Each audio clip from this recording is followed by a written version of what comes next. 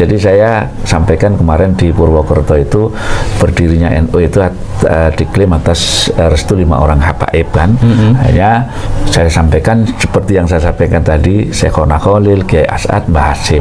Kalau memang klaim 5 orang habaib ini memberikan restu, tolong kalau memang ada bukti, ada fakta, ada dokumen, ada manuskrip, syukur-syukur ada saksi, tolong dibawa. Sampaikan ke saya nanti biar saya yang menyampaikan ke publik. Saya bilang gitu, saya tantang gitu. Iya, betul. Assalamualaikum warahmatullahi wabarakatuh.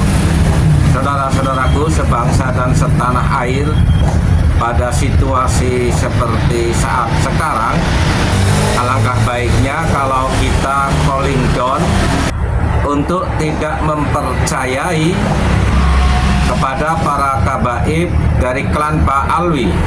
Di samping diskursus nasab yang belum selesai, kita lihat seorang Lutfi bin Yahya yang mendeklir dirinya sebagai al-alim al-alamah dalam kitab auratnya. Sampai hari ini publik belum melihat kapasitas dia, semisal membaca kitab kuning.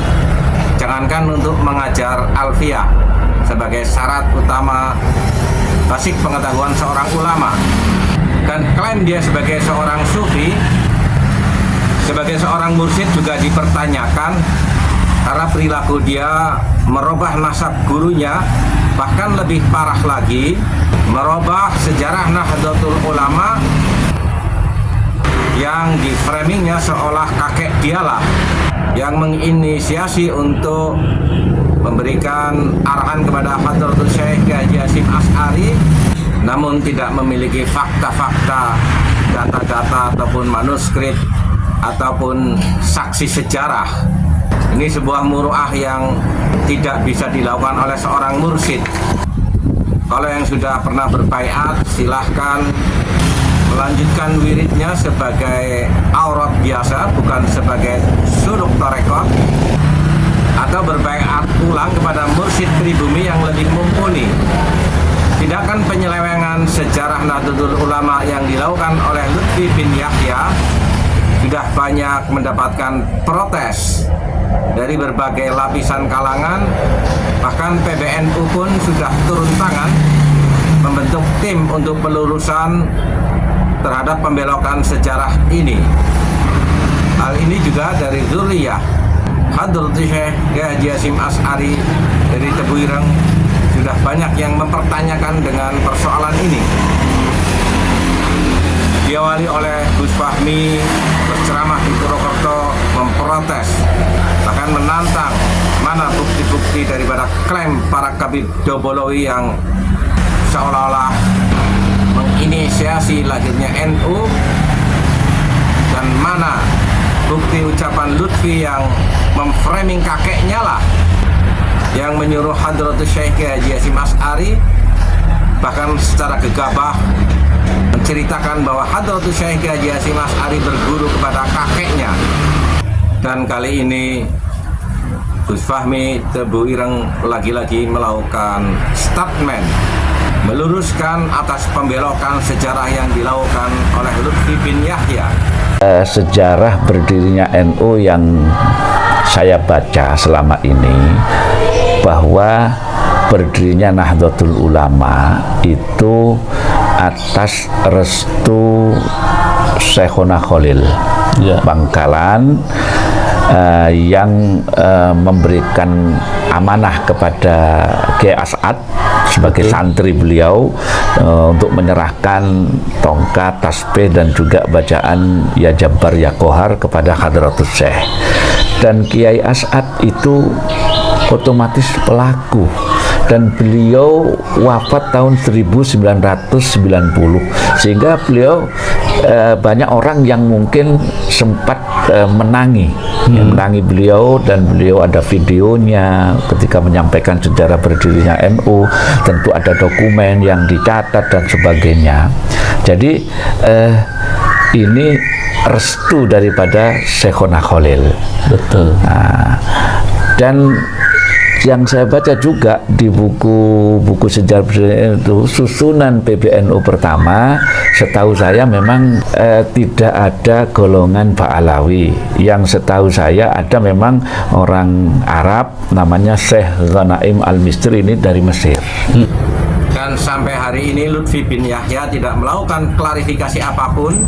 Sebenarnya kalau dia bijak, mintalah maaf kepada bangsa Indonesia dan kepada umat Islam khususnya, karena pembelokan sejarah NU juga berarti pembelokan sejarah Nusantara, pembelokan sejarah Indonesia. Yang lebih parah lagi, dari beberapa ceramah Lutfi bin Yahya mengatakan bahwa Hamengkubuwono ke-9 beserta Hadratus Syekh Haji Hasyim Asy'ari berguru kepada kakeknya.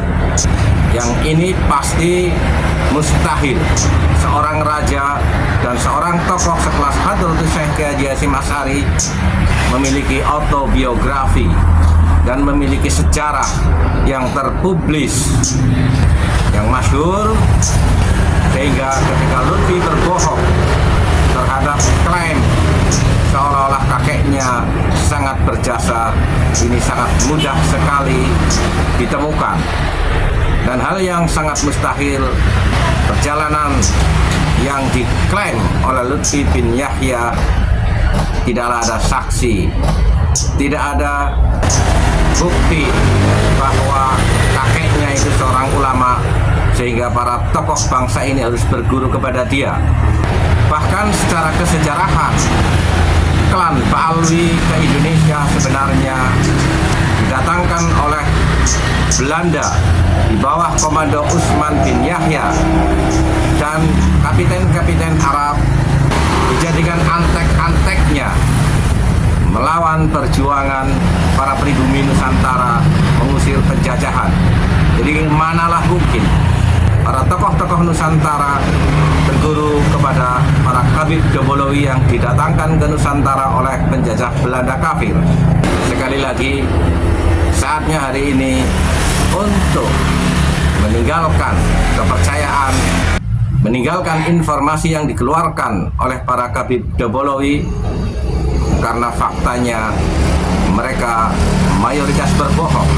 Bahkan sekelas Dr. Quraish Shihab pun, yang notabene dia adalah orang akademisi, juga membelokkan sejarah Imam Bonjol dibinsyihabkan.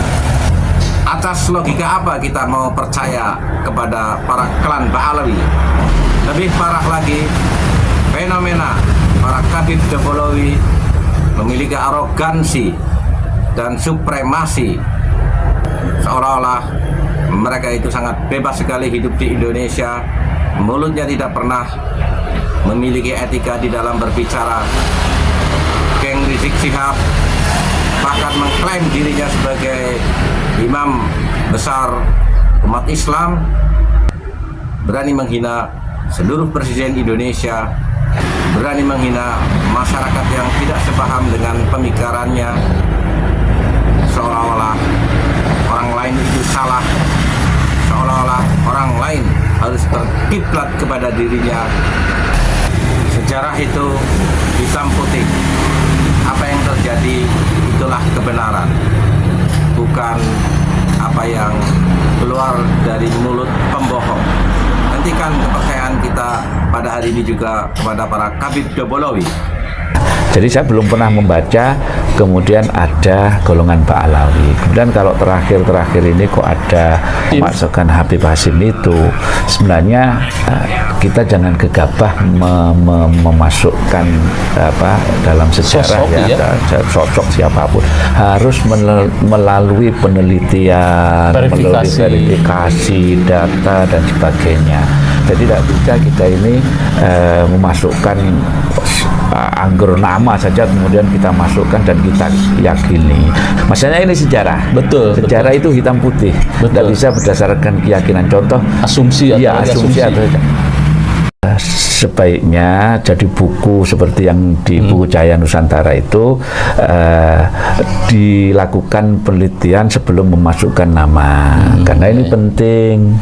Jadi sejarah itu harus verifikatif. Iya, verifikatif. Jadi ada bukti, ada dokumen, ada manuskrip, syukur-syukur ada prasasti, ada saksi yang betul. Jadi ini saya pikir itu sumbernya kan murni hanya dari Habib Lutfi saja, tapi ada keluarga yang mempertanyakan. Nah, mungkin mereka itu pakai logikanya begini, zaman segitu kalau tiap hari Kamis Pon itu akan setiap bulan ke sana, pergi ke sana, dan artinya itu rutinan. Jadi mungkin logikanya zaman seperti itu apakah sudah ada majelis rutinan. Waktu itu kan mungkin Habib Lutfi juga belum lahir kan tahun itu. Belum ya. Habib Lutfi kan 70 sekian. Ceritanya dari mana begituan ya? Jadi ya itu perlu diverifikasi dari sumber-sumber yang lain. Mbah Hasyim itu mondok di Bangkalan, udah pasti. Nah, karena memang ada catatannya, catatan jarah gitu. Mondok di Siwalan Panji, dan karena memang sampai sekarang yang di Siwalan Panji itu kamar Mbah Hasyim itu masih ada, dan jadikan sebagai apa itu semacam bukti sejarah lah. Masih dijaga sampai sekarang itu. Di Mekah itu tahu saya justru sebelum Tebu Ireng berdiri, artinya di bawah 1900-an, mungkin 1890-an lah. Oh, di situ ya? Iya, di sekitar 1890-an lah. Dulu masih jauh untuk pendirinya NU gitu ya? Masih jauh sekali. Dan tidak ada, waktu itu kan tidak ada transportasi pesawat, jadi kapal laut, jadi butuh waktu yang lama. Nah, waktu itu belum ada tanda-tanda mendirikan NU itu. Jadi pasti bohong kalau Lutfi bin Yahya mengatakan Hadratus Syekh Haji Hasyim Asy'ari bersama kepada kakeknya. Silakan lihat autobiografi Hadratus Syekh Haji Hasyim Asy'ari yang sudah dibukukan dalam kitab Irsyadus Sari. Kepada siapa beliau bersanad keilmuan, khususnya di dalam ilmu hadis. Terkait awal pendidikan beliau tentunya diasuh langsung oleh Kiai Haji Asy'ari, lalu mondok ke pondok-pondok pribumi seperti di Siwalan, seperti di Bangkalan, Madura, dan lain sebagainya. Tidak ada sedikit catatan apapun koneksitas Hadratus Syekh Haji Hasyim Asy'ari berguru kepada para Kabid Dobolowi. Clear. Jadi para nahdiyin, sanad keilmuan kita kepada Hadratus Syekh Haji Hasyim Asy'ari, dan tidak ada koneksitas sanad kepada para Kabid Dobolowi. Kalau kepada Sayyid dan Syarif itu memang iya. Hadratus Syekh Haji Hasyim Asy'ari ketika belajar menuntut ilmu di Mekah kepada Sayyid atau Syarif Alwi Al-Maliki, bukan kepada Kabid Dobolowi. Walafu minkum, wassalamualaikum warahmatullahi wabarakatuh.